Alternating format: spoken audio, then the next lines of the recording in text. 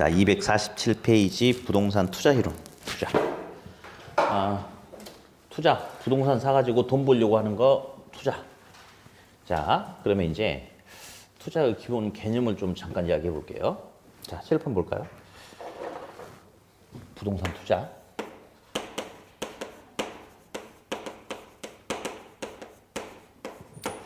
자, 투자자라는 사람이 A라는 부동산을 사가지고 돈 좀 벌어볼까 이제 알아보고 있는데, 그래서 어떻게 하느냐? 현재 시점에서 A라는 부동산을 산다면, 자, A 부동산이 지금 10억이에요, 10억. 그러면 현재 10억을 주고 A라는 부동산을 산다면 어디? 10억 앞에 마이너스를 붙였죠. 그죠? 마이너스의 의미는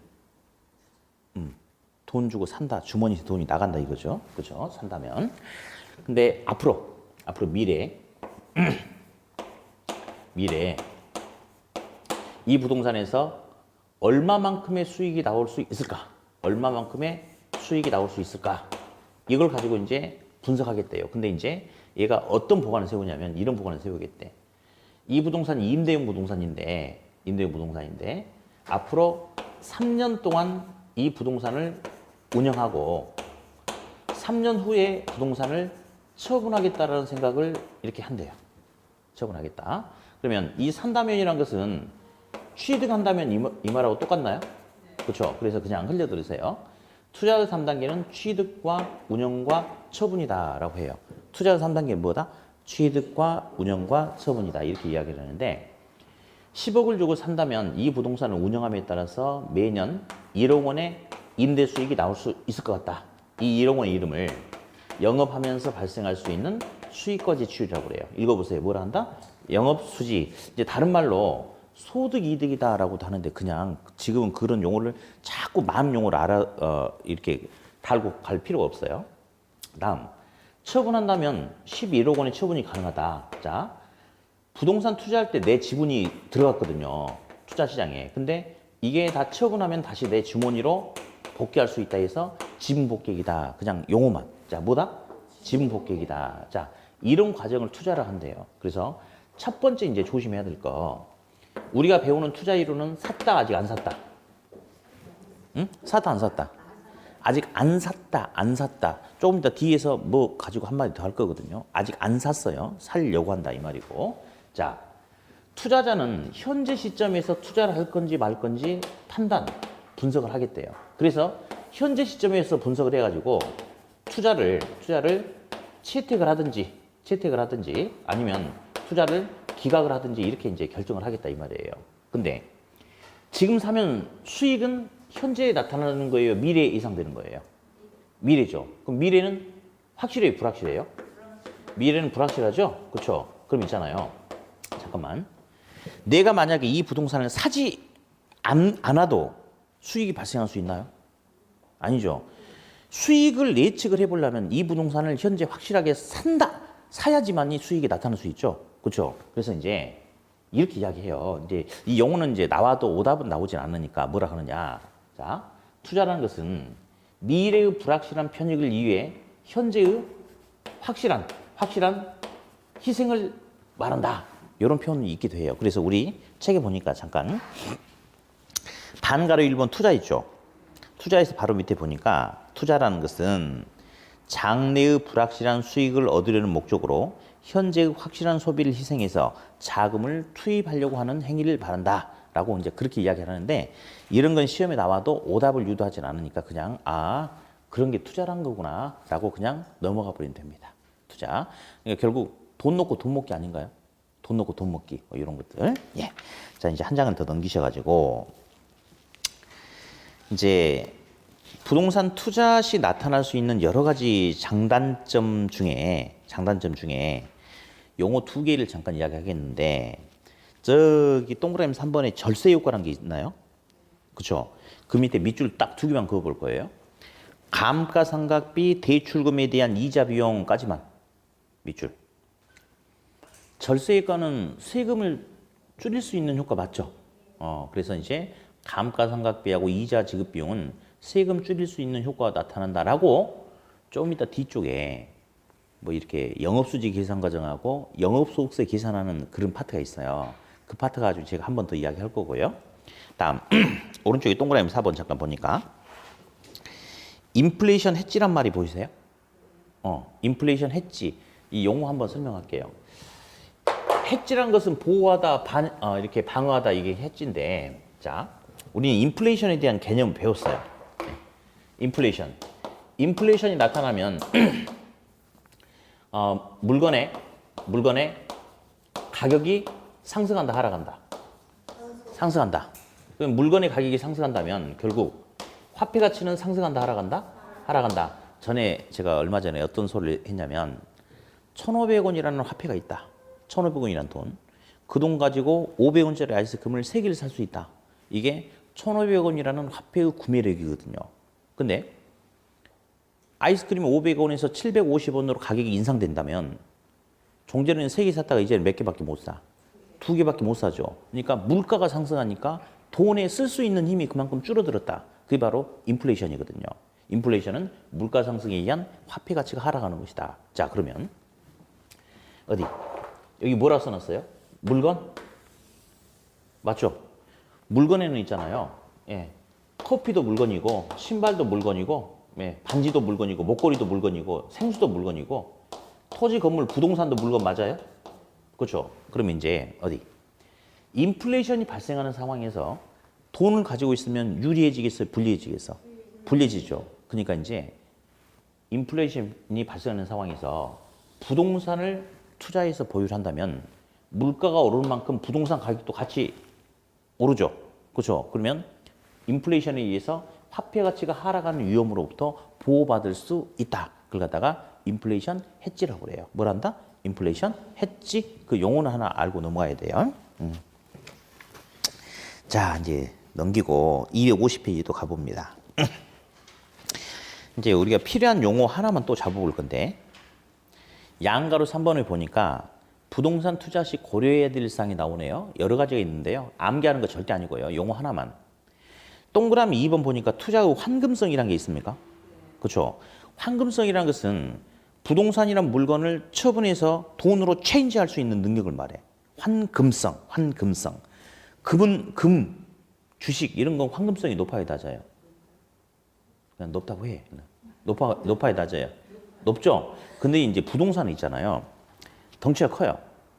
복잡한 권리 관계가 있어. 그러니까 현금으로 체인지하려고 내놔도 금방 팔려, 안 팔려? 안 팔려. 그래서 부동산 투자의 여러 가지 문제점 중에 우리가 항상 머릿속에 담고 가야 될 게, 부동산은 환금성이 높다, 낮다. 환금성이 낮다. 그런 문제가 있다. 그렇게 알아두시면 돼요. 네. 자, 이제 넘기셔가지고 253페이지 이제 볼게요. 253페이지 부동산 이제 투자 이론 들어가는데, 자, 거기 보니까 이제 양가로 2번에 보니까요. 위험의 종류란 게 있어요. 위험의 종류. 자, 이제 칠판 잠깐 볼게요. 투자는 돈 놓고 돈 먹기잖아요. 사실은 돈 놓고 돈 먹기. 이렇게 돈 놓고 돈 먹기 하려고 했는데 까먹을 수도 있고 더 벌 수도 있고 뭐 그런 거 아니겠어요? 그러면 결국 투자는 위험과 수익과 관계를 가지고 계속 이야기해야 돼. 뭐와 관계? 위험과 수익과 관계. 당연히 돈 벌려고 하는 거고. 그러면 위험이란 게 뭔지 개념만 잠깐 잡으면, 투자자가 투자를 해가지고 10%의 수익을 달성하고자 목표를 세웠어요. 수익. 근데 예상보다 1%만큼 더 나올 수도 있고 덜 나올 수도 있지 않겠습니까? 그렇죠? 이게 바로 위험이에요.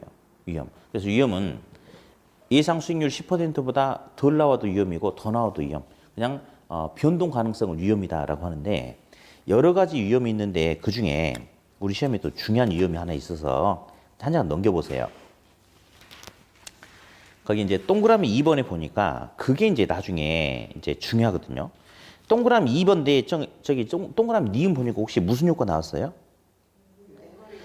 요게 이제 중요한데, 요것도 결국은 동그라미 2번 금융적 위험에 속해 있어. 그래서 용어만 잠깐 볼게요. 자, 무슨 위험이 나왔어요? 동그라미 2번?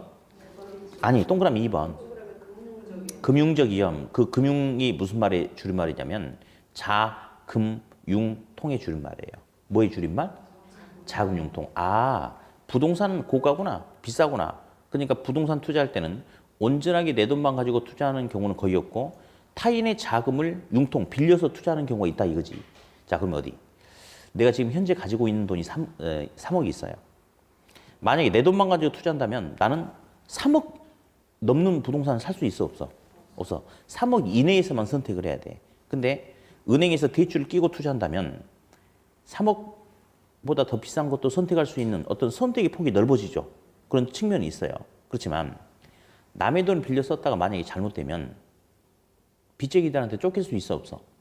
그걸 갖다가 채무 불이행의 위험이라고 해요. 그래서 금융적 위험이란 것은 동그라미 기억 읽어보니까 금융적 위험이란 타인 자본을 이용해서 투자할 경우에 대부 비율, 차입 비율이 커지면 커질수록 잘못될 경우에 채무 불이행의 위험도 높아지는 것을 말한다라고 합니다. 그게 무슨 위험이다? 금융적 위험이다. 근데 거기서 끝날 게 아니고 니은도 한번 볼게. 니은. 만약에 100% 지분에 의한 투자가 이루어질 경우에는 금융적 위험은 발생하지 않는다. 어때? 맞아요, 틀려요? 맞죠? 그 두 가지만 지금 잡으면 돼. 금융적 위험이란 것은 투자 시 남의 돈 빌려다 쓰면 채무 불이행이 커질 수 있는 게 금융적 위험인데 100% 자기 지분으로만 투자한다면 금융적 위험은 발생하지 않는다. 거기까지만 잠깐 들어보면 돼요. 계산 문제가 좀 중요한데 오늘은 이제 우리가 12월 달이라서 또 계산 문제 하다가 또 부작용이 생겨버릴 수 있어요. 그래서 이거는 나중에 이제 좀 분위기가 무르익을 때 그때 이제 하도록 할 거예요. 네. 항상 사람은 눈치가 있어요. 눈치가. 지금 이 상태에서 계산 문제 풀어드리면 상태가 안 좋아질지 몰라. 아까도 상태가 안 좋았죠? 우리? 네, 안 좋았죠. 더 안 좋을지 몰라. 그래서 안 해. 자, 257페이지 보겠어요.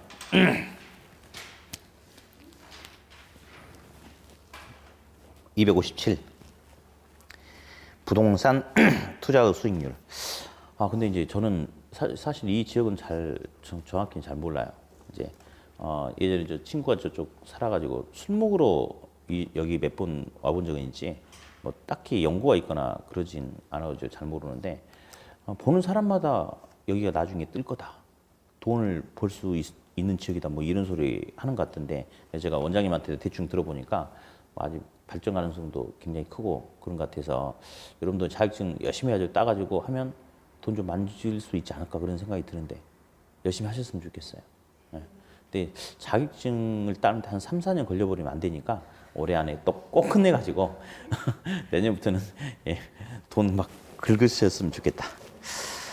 자, 이제 257페이지 보니까 부동산 투자의 수익률이라는 게 나와요. 이제 이게 중요한데요. 뭐 이제 맨 밑에 동그라미 1번에 기대 수익률 있을 거예요. 있죠? 밑줄 그어놓고 직접 손으로 써볼까요? 객관적이라고 써보세요. 객관적. 기대 수익률, 객관적으로 예상되는 수익률. 기대 수익률. 자, 한 장 넘겨보니까 동그라미 2번 요구 수익률 봐보실래요? 요구 수익률은 시험에 한 번도 안 빠지고 계속 나와요. 네, 그죠? 너 별표 치는구나. 잘했어요. 잘했어요. 요구 수익률 해가지고 주관적이라고 한번 써보세요. 주관적.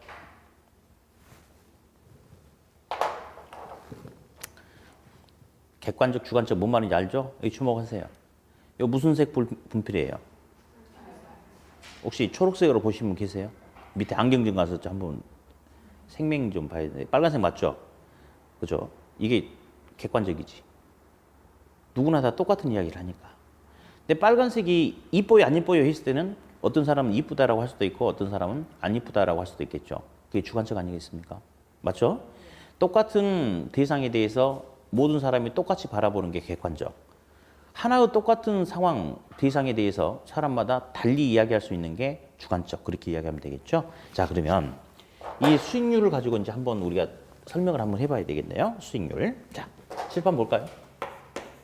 투자의 수익률. 자, 앞으로 이제 이런 소리 좀 나올 텐데 이건 뭐 시험에 이거 가지고 오답을 주진 않으니까 수익이란 말도 나오고 수익률이란 말도 나오는데 똑같은 말이에요. 똑같은 말. 100원 주고 사가지고 20원을 벌 수 있을 것이 예상된다. 그러면 예상되는 수익은 20원이야. 그건 돈이야. 예상되는 수익률은 20%야. 그 개념이거든요. 그러니까 동일 투자 대안에 대해서 수익과 수익률은 똑같은데 그냥 돈으로 20원 하면 수익이라고 하고 투자 자금 대비 수익의 퍼센트 비율로 20% 하면 그냥 수익률이다. 그 차이만 있고 나머지는 똑같은 거예요. 네. 자, 이제 볼게요. 자, 여기 보니까 상가가 하나 이제 나왔는데 A라는 상가가 있는데요.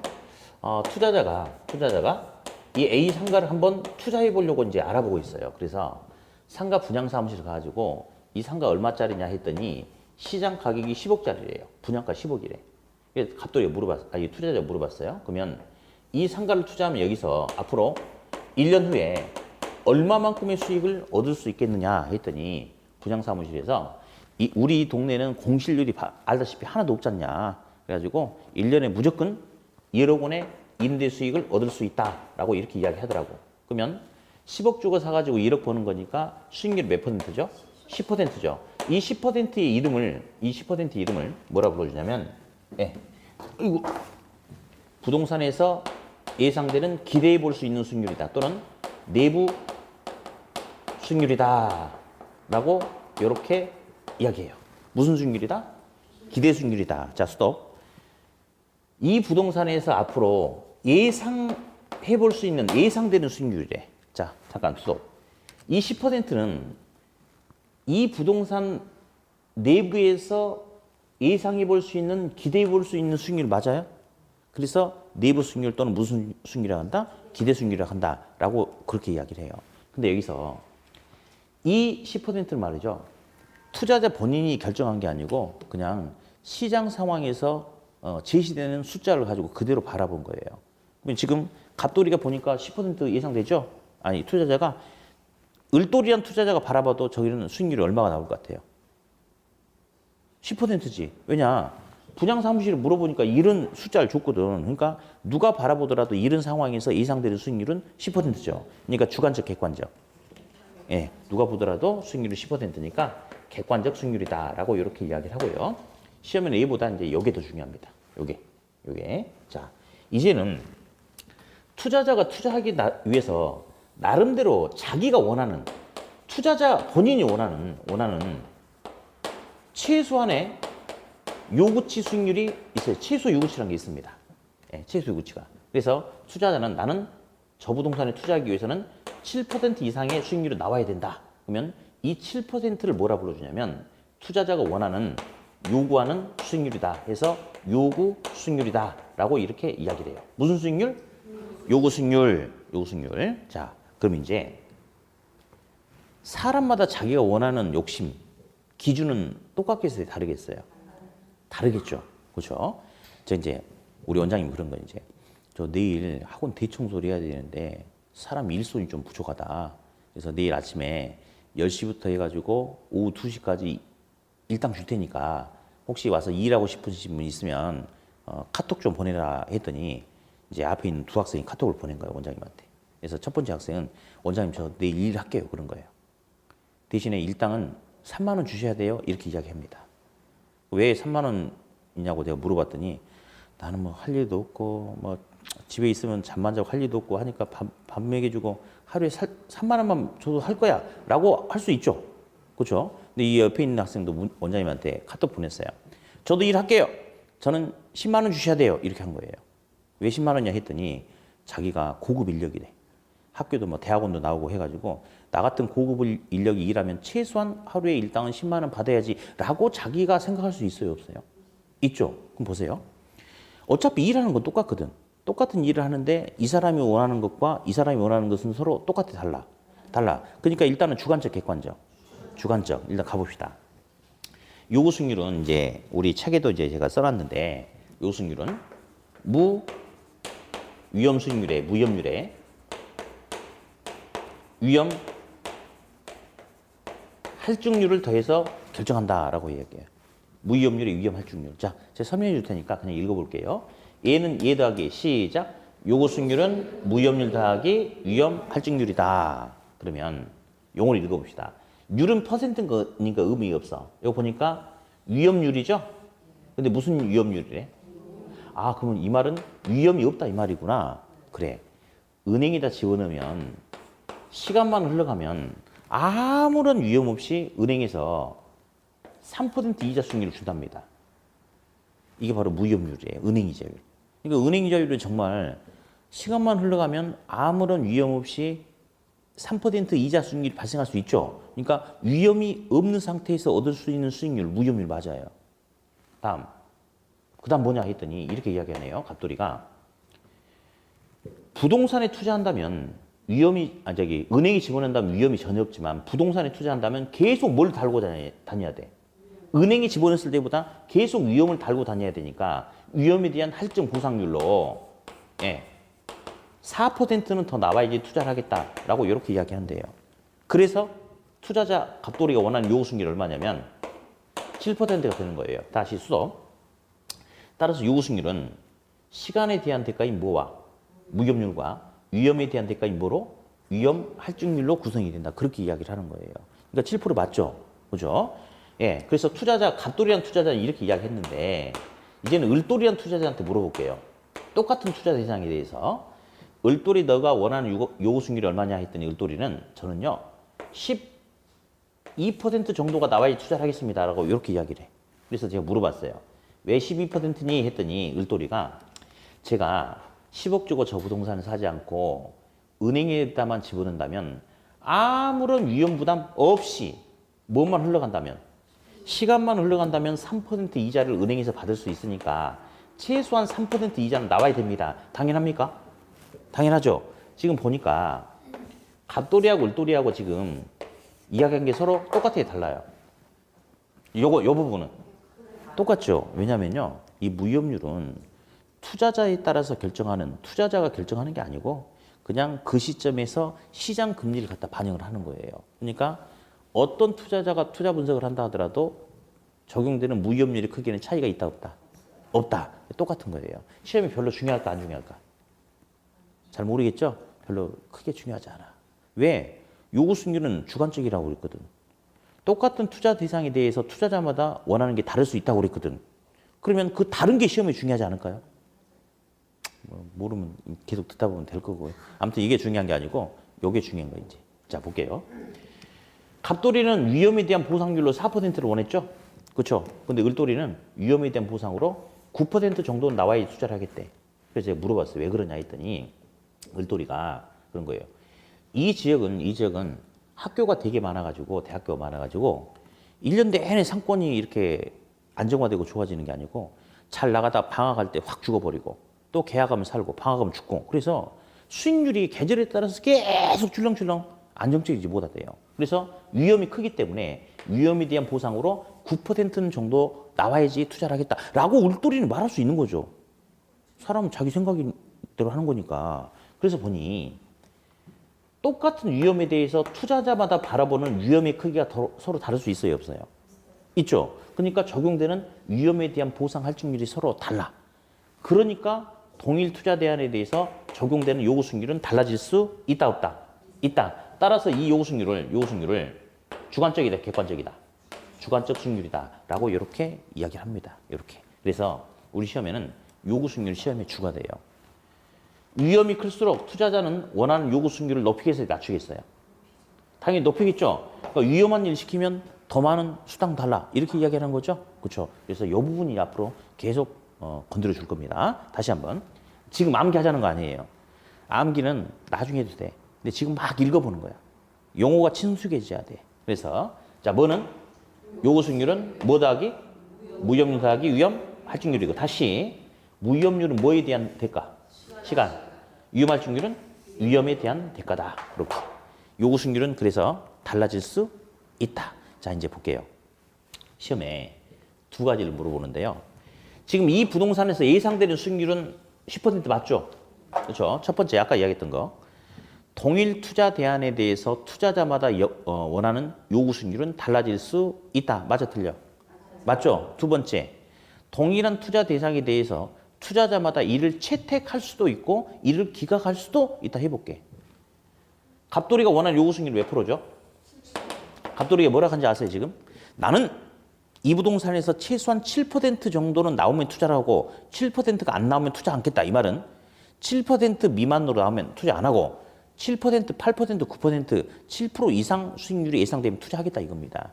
갑돌이 투자하겠어요, 안 하겠어요? 해, 안 해?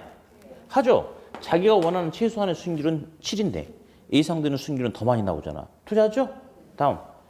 울돌이가 원하는 수익률이 12%죠. 울돌이는 지금 뭐라고 이야기하고 있냐면 나는 최소한 저기서 12% 정도의 수익률은 나와야 투자라고 그 정도도 안 나오면 투자 안 할 거야 라고 한대. 울돌이 투자하겠어, 안 하겠어?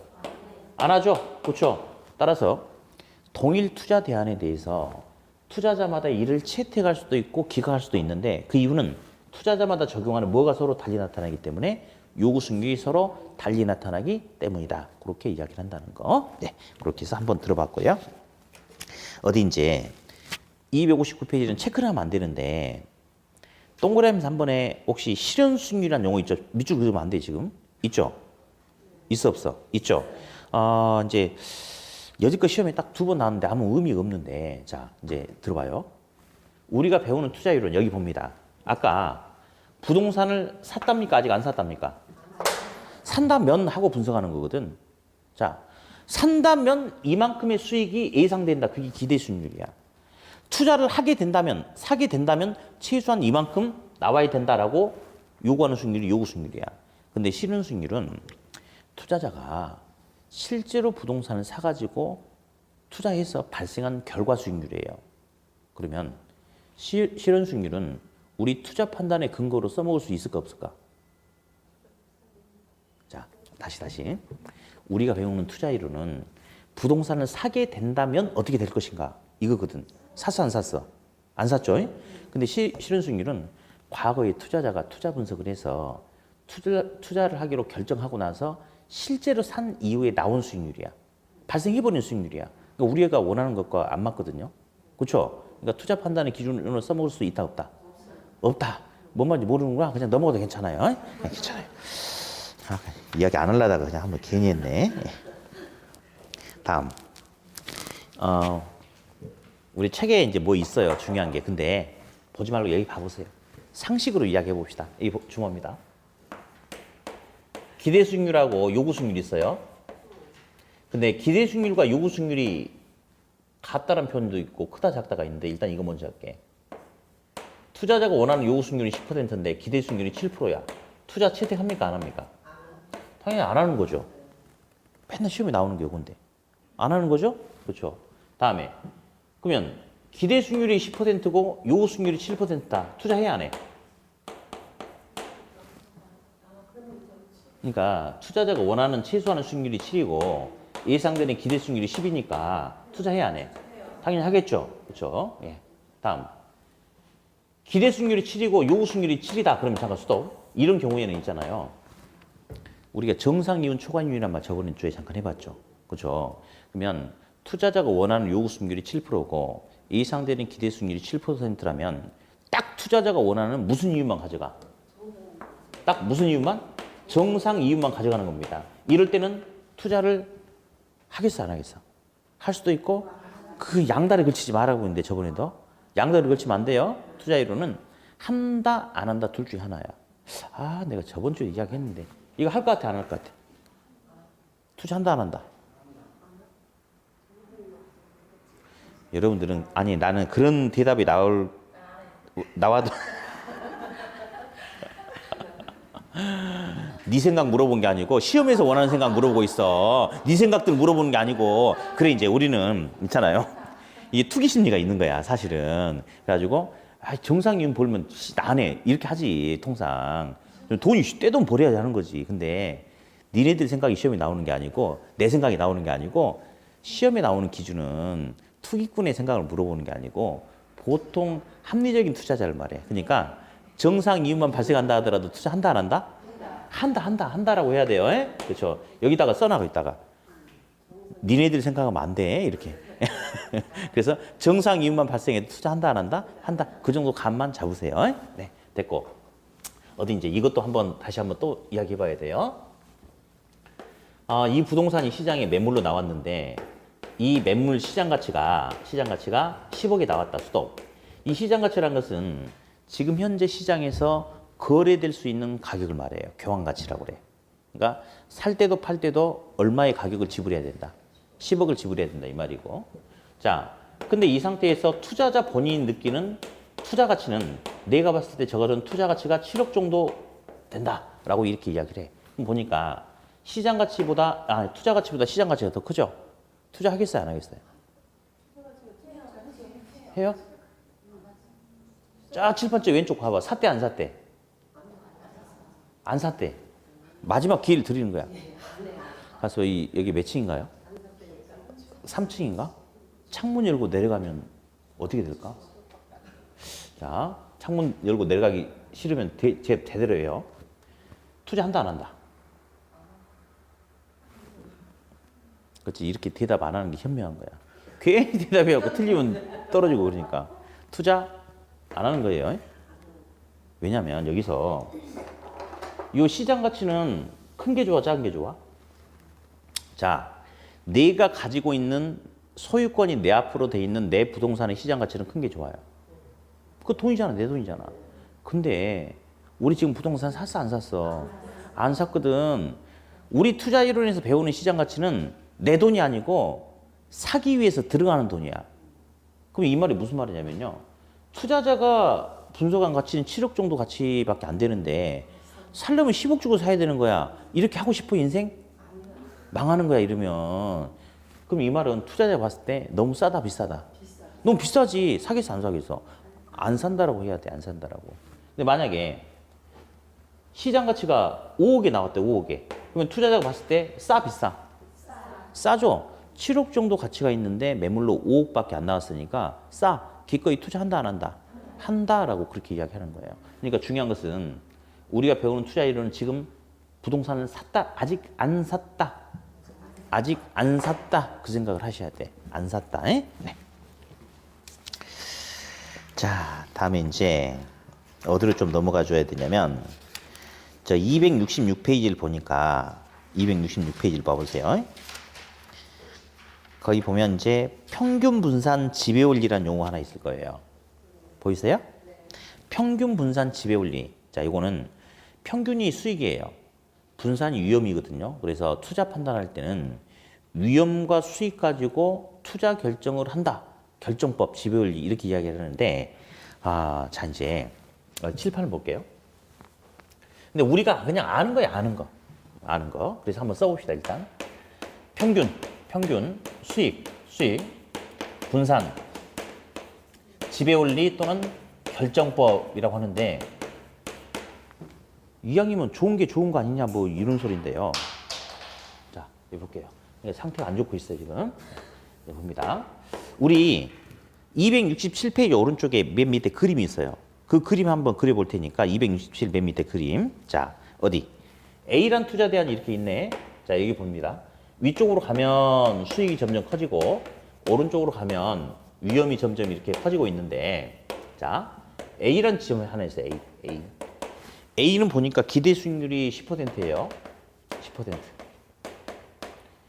표준 편차가 위험 표준 편차가 2% 이렇게 나왔습니다. 자, 이제 가볼게요. B 보이세요? B는 보니까 기대 수익률이 몇 %래요? 8%. 표준 편차는 2%. 자, 그러면 지금 A하고 B는 수직선상이 있나요? 맞죠? A, B. 그러면 수직선상이 있다는 것은 A하고 B하고 서로 위험이 같죠? 위험이 크게 서로 같죠?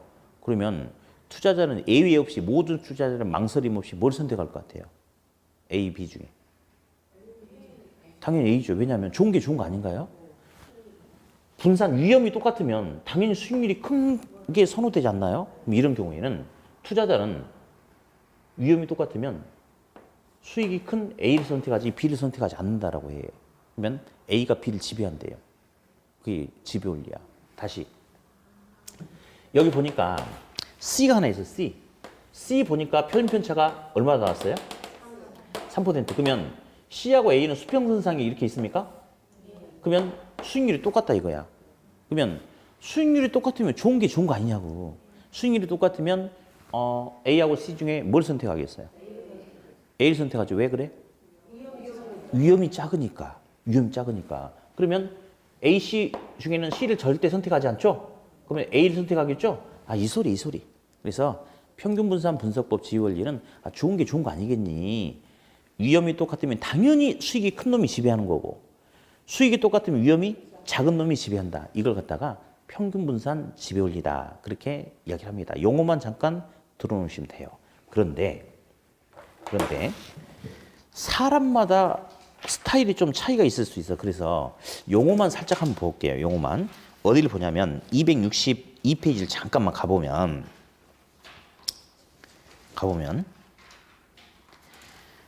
이제 뭐 체크 같은 걸 하면 안 되고요. 그 위험 회피형도 있고 위험 선호형도 있고 그렇습니까? 262페이지. 그러면 그냥 제가 쓸게요. 예, 주목합니다. 자, 이제 항상 상대적으로 봐야 돼. 상대적으로 위험 혐오형, 회피형 투자자가 있고 위험 선호형 투자자가 있고 그래요. 상대적으로. 근데 이제 지금은 이제 그런 소리 할 필요는 없는데 또 이제 이렇게 구분해서 시험에 나오기도 하고 위험 혐오형을 뭐 공격형 투자자하고 보수적 투자자라고 이렇게 구분해서 나오기도 하는데 양쪽 다 나오니까 이런 거 가지고 이제 오답을 주진 않으니까 상대적으로 그냥 봅시다. 항상 이제 위험과 수익이란 게 있어요. 위험과 수익이란 게 있는데 위험 혐오형 투자자는 위험이 좋대 싫대? 싫대. 얘는 있잖아요. 위험이 너무너무 싫대. 그래가지고 얘는 사실은 투자 대안 위험만 있는 건 아니고 수익도 있고 그런 거 아니에요? 항상 투자 대안은 위험도 있고 수익도 있는데 얘는 투자 결정할 때 먼저 뭐 보냐면 어떤 게 돈이 되냐 이거 안 봐. 어떤 게 안전하지? 그거 먼저 본대. 그러니까 얘는 먼저 뭘 보냐면 먼저 안전한 위험이 작은 투자 대안이 있는지 없는지 먼저 찾아보는 거예요. 어떤 놈이 위험이 작지? 얘는 위험이 작네? 좋아. 안전하구만. 그러면 내가 좀 덜 먹더라도 수익이 적더라도 기꺼이 받아들이겠어. 이렇게 이야기한대요. 이렇게. 다음. 얘는 위험 무슨 형이래요? 위험을 좋아한다, 싫어한다? 아니에요. 위험을 좋아하는 사람은 존재하지 않아. 오케이. 이 사람 투자 판단할 때 먼저 뭘 보냐면요. 어떤 놈이 안전한 그게 안 보고 어떤 놈이 돈 되지? 저거네? 얘는 수익성이 높은 대안을 먼저 찾는 거야. 그래서 수익성이 충분하게 높다면 기꺼이 위험 부담을 하겠다 안 하겠다? 감수하겠다 이 말이거든요. 그러니까 사실은 수익을 싫어하는 사람은 없어요. 위험만 좋아하는 사람도 없어요. 근데 사람마다 이제 투자 성향이 먼저 안전한 걸 먼저 쳐다보느냐 아니면 돈이 될 걸 먼저 쳐다보냐 거기에 따라서 차이가 좀 있을 뿐이죠.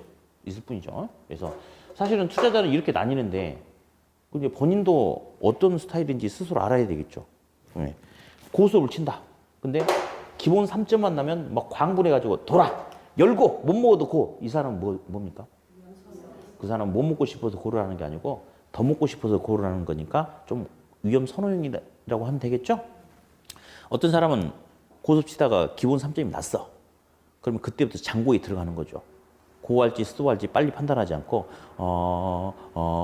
하다가 에이 스톱 그런데 진즉 스톱하지. 걔는 더 먹고 싶은데 문제는 더 먹기 위해서 고를 했을 때 돌아오는 고박의 위험이 더 크게 다가오는 거죠. 그러니까 그런 사람들은 위험 뭐가 된다? 혐오형이 된다. 자 스톱. 우리 이렇게 이야기해. A 바로 밑에 B가 있든 뭐가 있든 그 어떤 놈보다도 누가 더 우선시돼? A 오른쪽에 그 어떤 놈이 있더라도 누가 더 우선시돼? A. 그러면 이렇게 빨간색 빗금친 영역 안에 그 어떤 투자 대안이 있다 하더라도 그 놈보다는 A가 더 우선시되죠. 맞죠? 이게 평균분산 지배원리거든. 자, 그런데 이제 하나 더 만들어 볼게요. 여기에 D가 생겼어. D는 수익률은 7이야. 표준편차는 1이야. 그러면 이 빨간색 빗금 안에 있는 그 어떤 놈보다도 A가 더 우선시 되는데 이제는 A하고 D는 평균분산 지배원리로 누가 더 딱 좋다 안 좋다라고 딱 찍어서 말하기 힘들어 버려 이제. 둘이 극명한 장단점이 있거든. A는 D에 비해서 수익률은 더 크죠. 뭐도 더 큽니까? 위험도 더 커요. D는 A에 비해서 수익률은 작죠. 근데 뭐도 작아? 안전해. 그러면 상호 고위험 고수익 저위험 저수익 관계가 나타난다면 단지 평균 분산 분석법 가지고 네가 좋다 안 좋다라고 딱 찍어서 말할 수 없죠.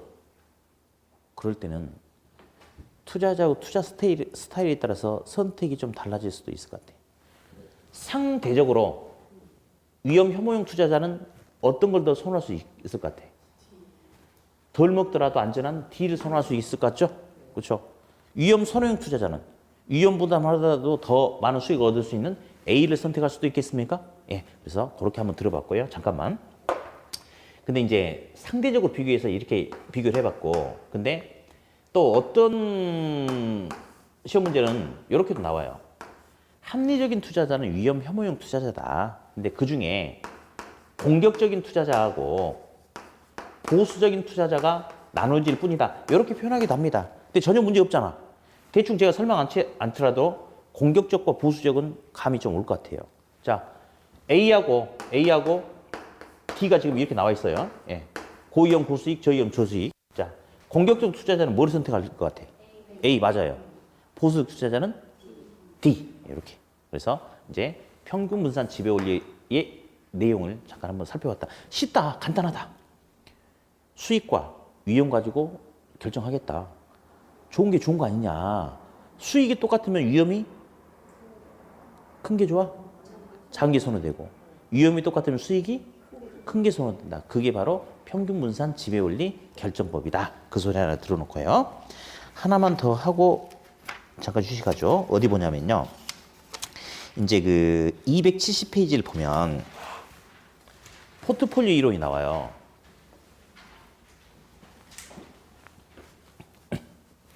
자, 포트폴리오 들어왔을 것 같은데?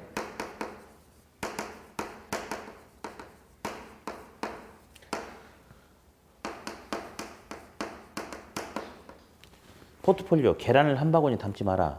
들어봤잖아요, 우리. 계란을 한 바구니에 담으면 장점도 있고 단점도 있어요. 장점은 바구니를 몇 개만 사도 된다? 하나만 사도 된다. 라는 것은 그만큼 비용 부담을 줄일 수 있다. 비용 부담이 줄어든다는 것은 수익이 커질 수 있다. 이 말이거든요. 근데 계란을 한 바구니에 담으면 문제가 생기죠. 요즘에 우리 귤 먹죠? 귤. 저도 이제 제주도의 후배가 이제 매년마다 귤을 박스로 이렇게 보내주는데 항상 결론은 항상 똑같아요. 항상 똑같아. 웃고 있는 학생이 왜 웃었어? 집에 니네 것도 썩었지? 그지? 그래요.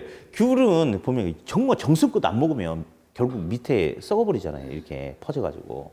그래서 뭐 계란이라든지 과일, 식품 이런 것은 하나가 썩으면 바로 옆에 것까지 이렇게 번져나가는 흔히 말하는 전이현상이 나타나요. 그래서 계란을 한 바구니에 담았을 경우에는 만약에 어느 하나 상해버린다면 그 주변의 것까지 다 망가져버린다 이거지. 위험이 크대. 그러면 이렇게 하지 말고 계란을 여러 바구니에 나눠서 담아라 이거죠. 그러면 나눠서 담아라. 그러면 계란을 여러 바구니에 나눠서 담으면 일단 안 좋은 점도 있습니다. 바구니를 세 바구니로 나눠서 담으면 바구니를 몇 개 사야 돼? 비용 부담이 정전보다 더 커지죠. 그럼 비용 부담이 커진다는 것은 수익이 감소한다 이거거든요. 수익이 감소해요. 대신에 어느 하나가 잘못된다 하더라도 나머지는 온전하게 지켜낼 수 있죠. 이게 바로 포트폴리오에서 하고자 하는 소리야. 그러니까 포트폴리오는 수익의 극대화가 아니고 위험을 최소화시키고자 하는 게 위험을 감소하고자 하는 게 포트폴리오의 궁극적인 목적이다. 그렇게 이야기를 해요. 다음, 그러면 이제 이 부분이 아무것도 아니지만 시험에 잘 나와요. 위험의 유형, 종류. 위험의 종류에 대해서 가볼 텐데 우리 책 오른쪽에 그림 잠깐 보니까 동그라미 기억에 무슨 위험 나왔어요? 체계적 위험 나왔죠? 체계적 위험. 동그라미 니은은? 비체계적 위험이 나와 있는데 자, 7번 봅니다. 결국 포트폴리오는 위험을 감소시키고자 하는 게 포트폴리오인데 그냥 찍어봐. 책 보지 말고. 어디 체계적인 위험이란 것은 감소할 것 같아, 안 할 것 같아? 느낌에. 비체계적 위험은? 맞아요. 지금 우리나라가 지금 막 시끌시끌하잖아요. 이 사건. 지진이 발생했다. 천재지변이 발생했다. 외환위기가 터졌다. 정부의 부동산 정책이 어떻게 나타났다. 이런 것은 개인의 힘으로 제거할 수 있어요, 없어요? 없죠. 개인의 힘으로 제거할 수 없는 위험을 갖다가 체계적인 위험이라고 그래요. 그러니까 체계적인 위험은 제거 가능하다, 불가능하다, 제거 불가능하다. 다음, 비체계적인 위험은 체계적인 위험이 아니래요. 이거는 있잖아요. 갑돌이가 이제 부동산 회사를 경영하는데 성질이 그냥 지랄 맞아가지고 맨날 직원들을 갈고 그러니까 직원들이 맨날 사장 욕하고 막 나가버리고 그래서 노사 관계가 안 좋아질 수 있는 위험. 또 갑돌이가 성격이 덜렁덜렁해. 그래가지고 꼼꼼하게 어떤 경비 관리를 못해. 그래서 영업 경비가 들쭉날쭉해지는 그런 위험이 생길 수도 있죠.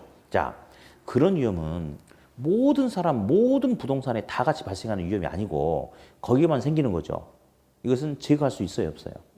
있죠. 안정화시킬 수 있는 거죠. 그게 바로 비체계적인 위험이다. 그래서 비체계적인 위험은 제거 가능하고 체계적인 위험은 제거할 수 없다라고 해요. 시험에 이게 제거 가능한 게 무슨 위험이냐, 제거 불가능한 게 무슨 위험이냐 이거 물어보는 것도 자주 나왔고요. 또 어디?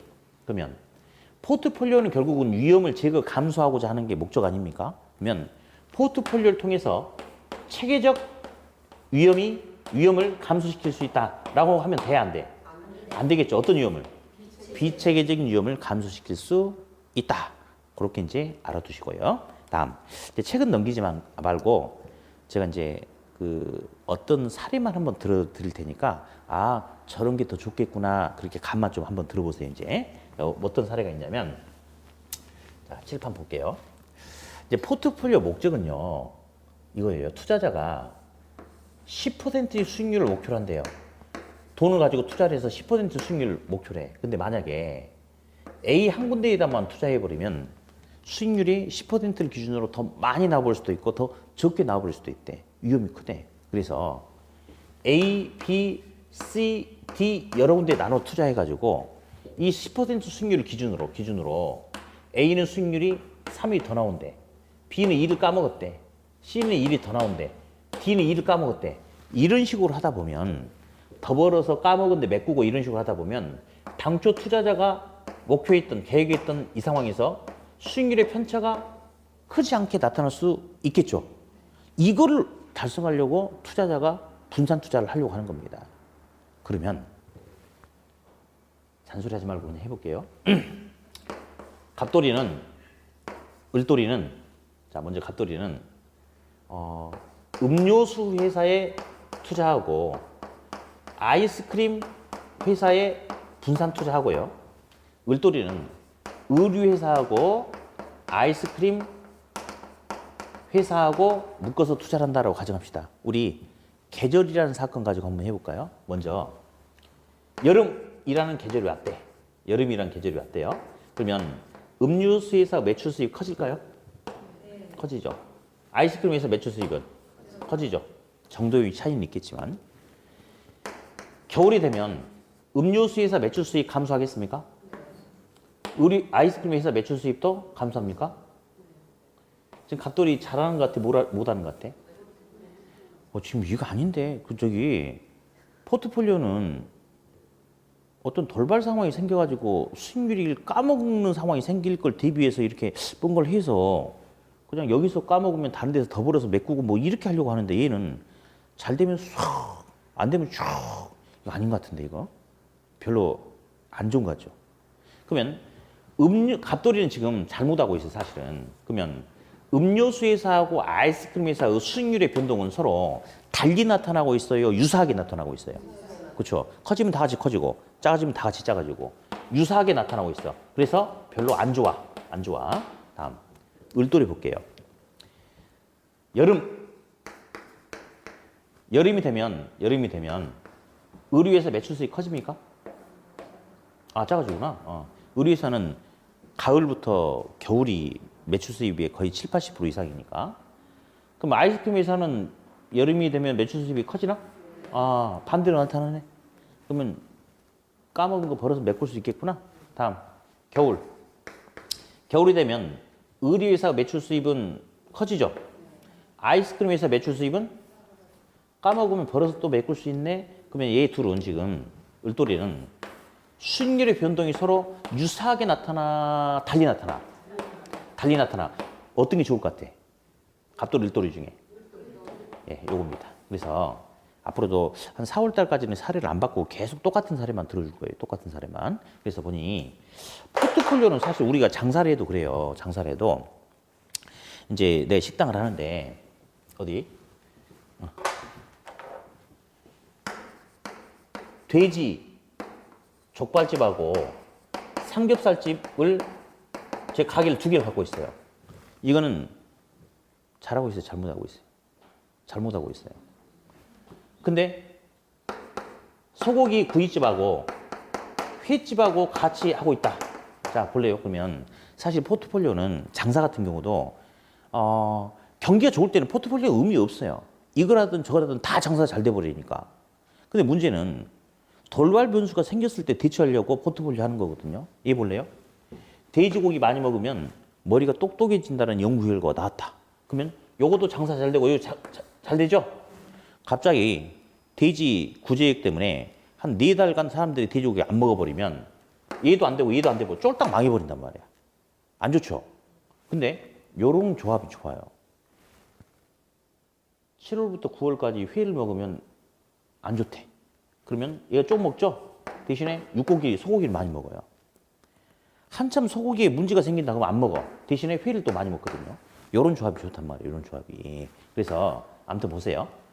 포트폴리오 목적은 인생 한 방이다 이게 아니고 여러 군데 나눠서 분산 투자함으로써 한 곳에 집중되어 있는 위험을 분산시키려고 하는 거, 감소시키려고 하는 게 목적이기 때문에 투자 대안의 수익률이 커지면 다 같이 커지고 작아지면 다 같이 작아지는 투자 대안의 수익률이 변동이 유사한 것은 좋은 거다 안 좋은 거다?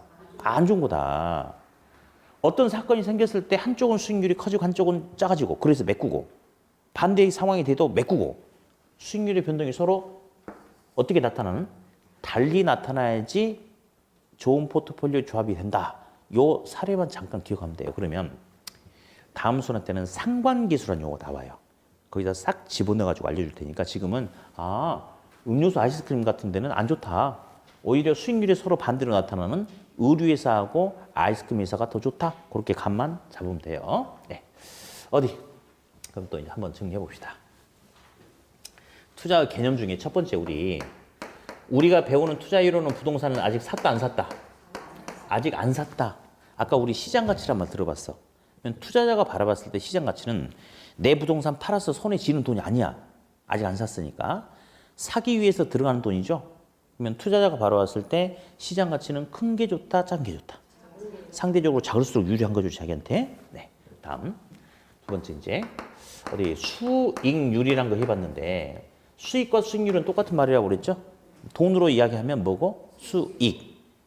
퍼센트로 이야기하면 수익률. 다음 우리 기대 수익률을 다른 말로 내부 수익률이라고도 한다고 그랬잖아요. 그렇죠? 이것은 객관적 지표에 의해서 예상해 볼 수 있는 객관적 수익률이고 투자자마다 달리 나타날 수 있는 수익률이 무슨 수익률?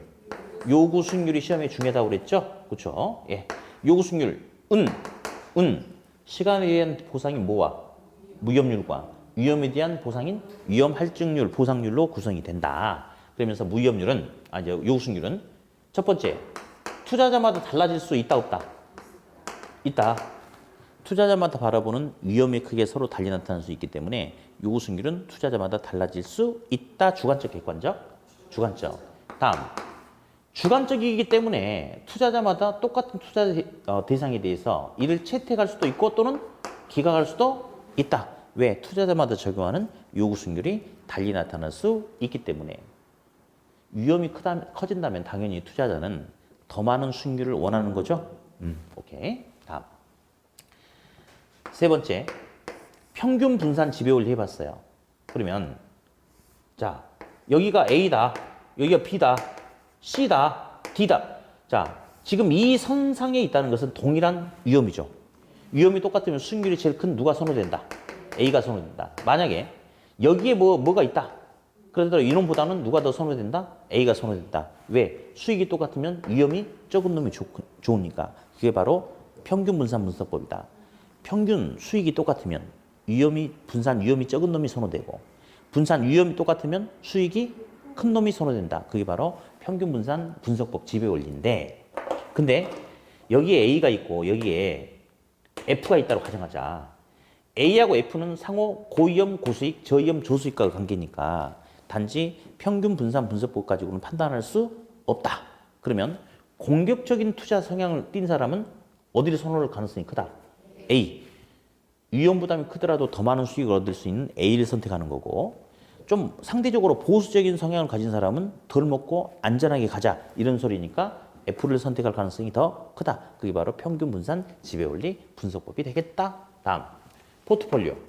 포트폴리오 가장 큰 목적은 뭐를 감소시키고자 하는 거예요? 위험을 감소시키고자 하는 건데, 위험은 체계적인 위험과 비체계적인 위험으로 구분한다고 그랬죠? 체계적인 위험은 제거할 수 있다, 없다. 제거할 수 없다. 비체계적인 위험은 제거할 수 있다, 없다? 있다. 그러면 포트폴리오는 결국은 위험을 줄이기, 감소하기 위한 거니까 어떤 위험을 감소시킬 수 있다? 비체계적인 위험을 감소시킬 수 있는 것이다. 그렇게 들어놓고, 아까 이제 포트폴리오 목적은 인생은 한 방이다 이게 아니고, 예, 여러 곳에 나눠 투자해가지고 나눠 투자해서 한 곳에 집중되어 있는 위험을 줄여가자 이런 게 목적이라고 이야기를 했잖아요. 그러면 아까 이야기했던 것처럼 이게 사례 4월달까지 안 바꾼다고 그랬어요. 예? 음료수하고 아이스크림은 계절에 따라서 여름철에는 장사가 잘 되면 다 잘 돼 버리고 겨울에는 다 안 돼 버리고, 그러면 수익률의 변동이 서로 유사하다 달리 나타난다. 이거 좋다 안 좋다? 안 좋은 거다. 의류회사하고 아이스크림은 여름철이 되면 수익률이 줄고 여기는 커지고 줄고, 그러면 서로 더 벌고 덜 벌고 이렇게 서로 달리 나타나니까 더 벌어서 까먹은 거 메꿔 넣을 수 있다. 그래서 수익률의 변동은 서로 어떻게 나타나는 게 좋다? 달리 나타날수록 좋다. 이렇게 감을 잡으면 되겠어요. 네. 이렇게 해놓고 그 다음에 이제 책 좀 펴놓고 휴식했다 하죠. 277페이지 펴놓고 잠깐 휴식했다가 하죠. 네.